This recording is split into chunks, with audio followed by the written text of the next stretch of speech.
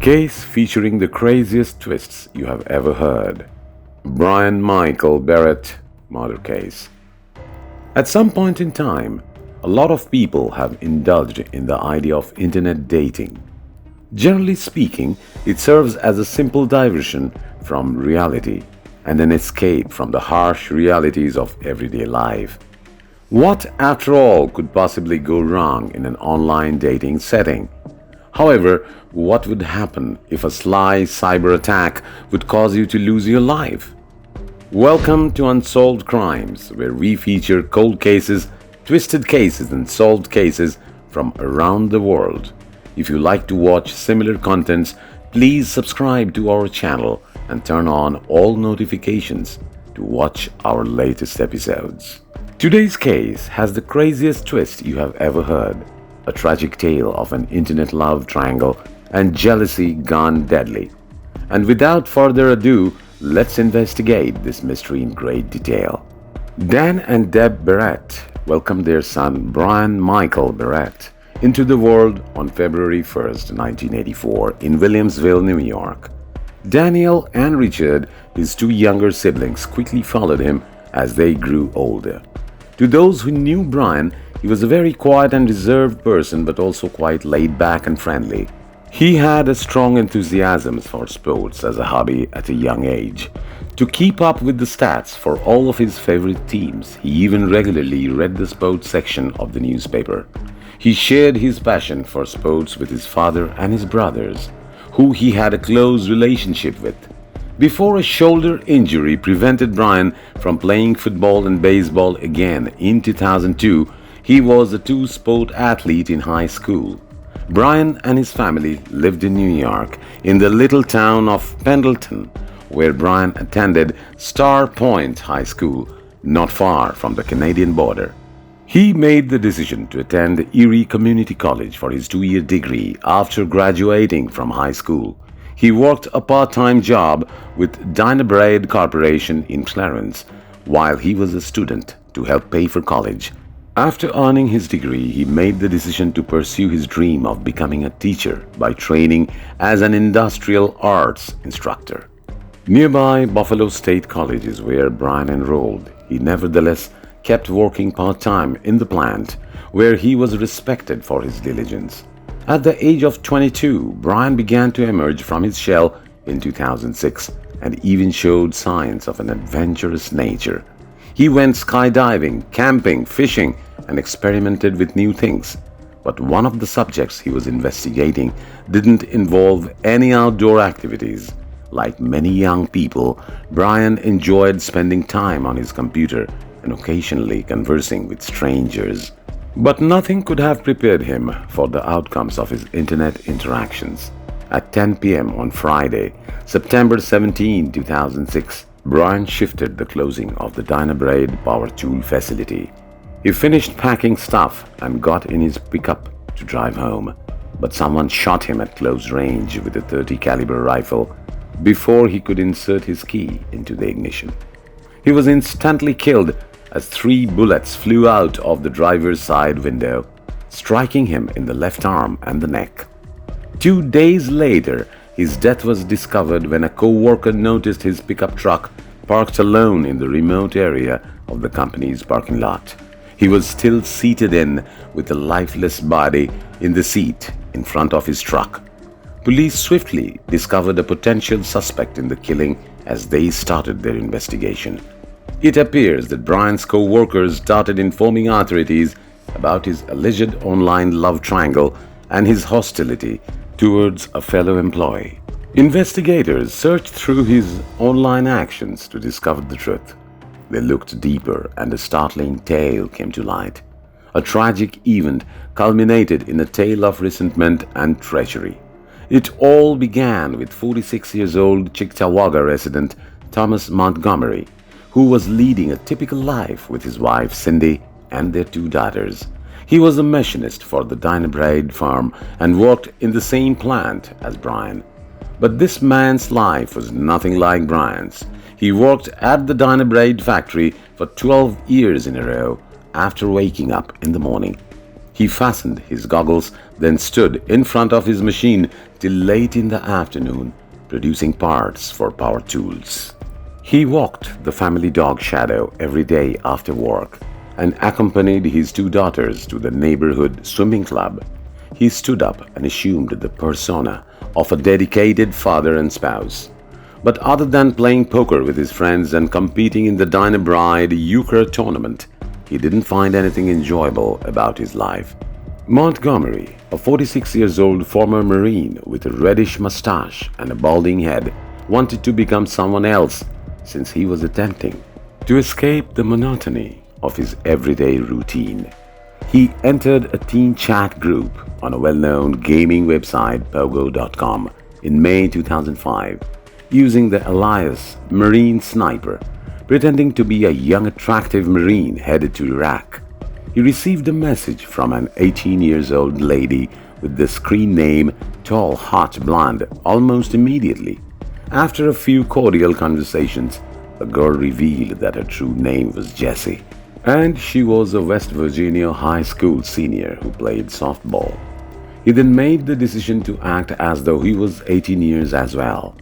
In response, Montgomery said his real name was Tommy. She supplied him pictures that were true to his screen identity. Tommy was the same height as the 46-year-old man at 6 feet 2 inches. The similarities, however, ended there because Tommy had a gorgeous face, broad shoulders, and strong muscles. He also had thick red hair. He had a black belt in karate, and the gunshot wounds on his leg and left shoulder showed how tough he was. Montgomery sent Jesse a photo of himself in uniform from his brief military service, which was shot 30 years before. In addition, Montgomery concocted a sophisticated hoax involving this Tommy alias. He revealed to Jesse that his father was in the military and that he joined the Marines after enlisting after his mother passed away from cancer when he was 12 years old.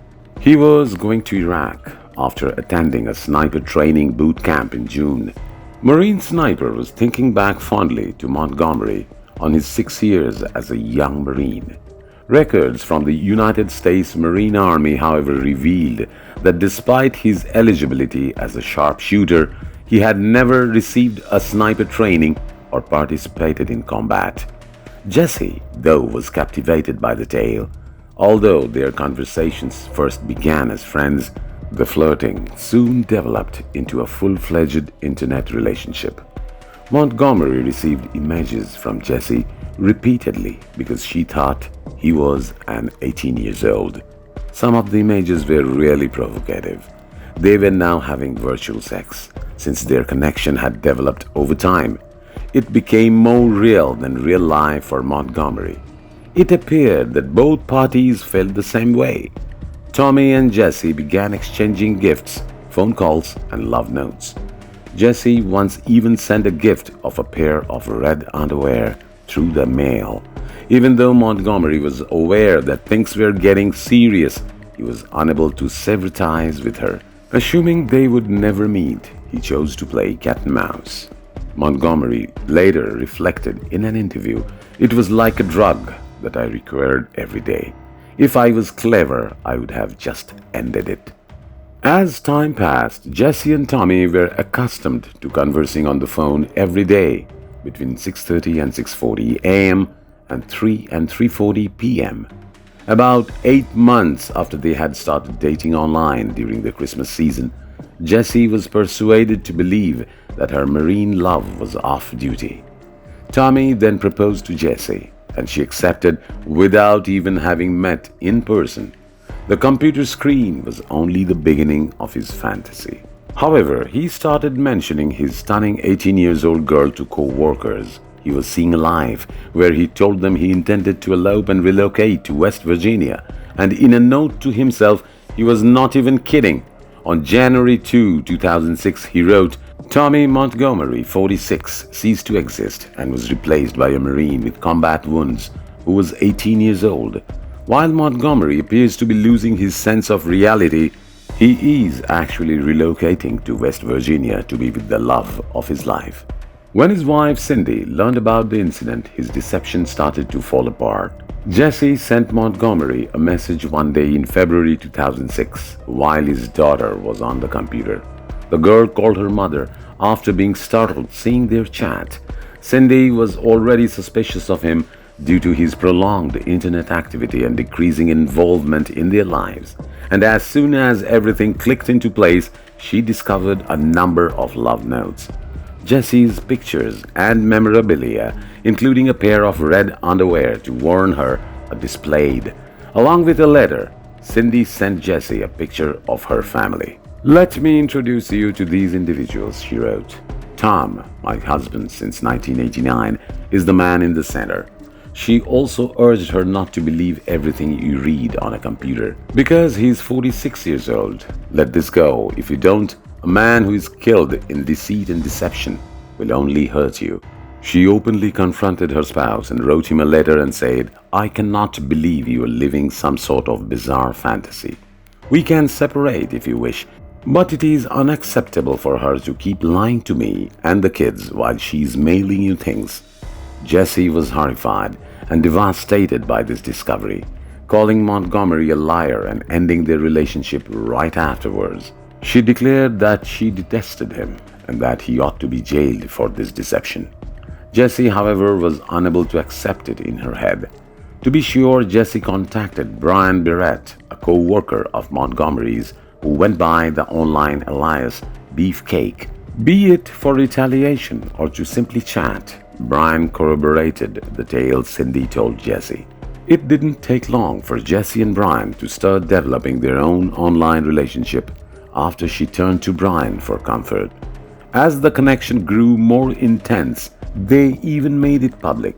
The same images that she had previously given to Montgomery were emailed to Brian. The internet community was buzzing with talk of their developing friendship. However, it didn't end there. While bragging about his new love interest at work, Brian also mentioned to his co-workers Montgomery's disturbing behavior, to let everyone know that he was a liar and essentially portray him as a pedophile. Both Jesse and Brian turned to the internet. Montgomery was enraged by the fact that his life had fallen apart so totally in a matter of days. From being a cherished member of the community, he became an outcast. He became more envious as a result of Jesse's relationship with Brian, especially when Jesse poured praise on Brian. "He is sincere, unlike you," Jesse claimed. "He wasn't a liar. He is closer to my age." Yet, even in her rage, Jesse was unable to entirely ignore Montgomery. She eventually began replying to his messages with the phrase, "I ache to be with Tommy Jesse.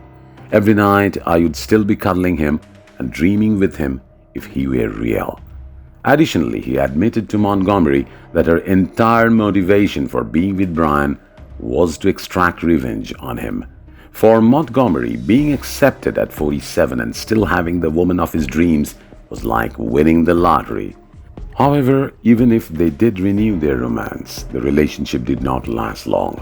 Jesse appeared to be rekindling his relationship with Brian behind his back. Montgomery's descent into madness was fueled by tremendous obsession, wrath, and jealousy. This time, his texts to Jesse were full of threats and abuse. At one point, he threatened Jesse by telling him that Brian would pay in blood.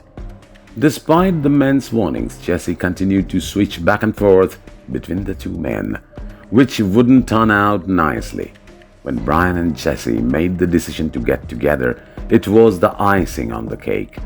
Brian was traveling to North Carolina when he asked Jesse to meet him on the way back because he would be passing by her house. This is something Montgomery never could. She abruptly cancelled, even though Jesse had earlier agreed. However, Montgomery was engulfed in a blind wrath and was oblivious that she had cancelled. After finding his wealth of information, the investigators were sure they had caught their target. If all of these non-stop incidents weren't enough to implicate Montgomery, there is yet more. He said to a fellow employee that if he were to murder someone, he would not be so foolish as to scatter empty shot shells around, as was the case with Brian. Montgomery had questioned that same employee about Brian's schedule when he had been killed 2 weeks earlier. Upon realizing Montgomery had the means and opportunity to conduct the act, authorities went to his house because they were worried that he was eluding them and might be plotting to harm Jesse. It's difficult to accept that the misuse of social media by two fully grown adults led to the death of an innocent 22 years old who was just starting out in life. Do you believe anyone would have been harmed if the real world had not crossed with the pair's middle-aged fantasies?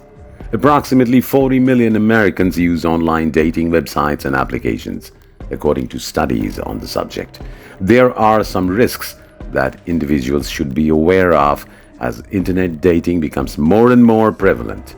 Here are some of the most prevalent online dating risks to be wary of: catfishing, sex offenders on dating apps, theft of your personal information, and theft of your money. Fraudulent and scammy online dating apps. These days, people can meet one another on thousands of dating websites and applications. However, there are certain dating websites and apps that are entirely phony and solely exist to extort money from you. To accomplish this, they will use phony background photos, false profile images, and fake reviews to make their profiles appear to be entirely legitimate.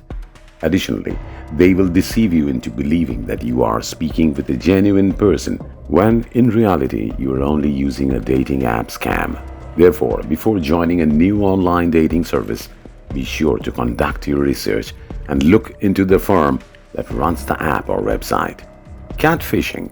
One of the biggest risks associated with online dating is catfishing, since it may inflict several emotional and financial harm to victims. In addition to stealing someone's identity for their own gain, some catfish also set up false profiles with the intention of defrauding victims of their money. As a result, even if you are just getting started with online dating, it's a good idea to ask for their Facebook or other social media account so you can verify whether the person they claim to be is actually who they say they are. Sex offenders on online dating apps. Having sex offenders around is just another risk associated with online dating. 10 of all convicted sex offenders of any kind are already using dating websites and apps, according to statistics on online dating.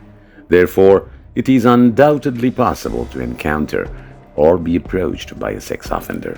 Stealing personal information from you. Cyber criminals taking your personal information and using it for their own evil goals is another risk associated with online dating.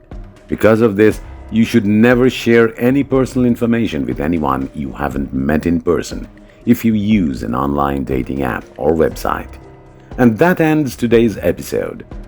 Please let us know what you think in the comment section below, and please like and share the video if you want to see more such true crime content. Make sure to subscribe to our channel. We hope to see you in our next video.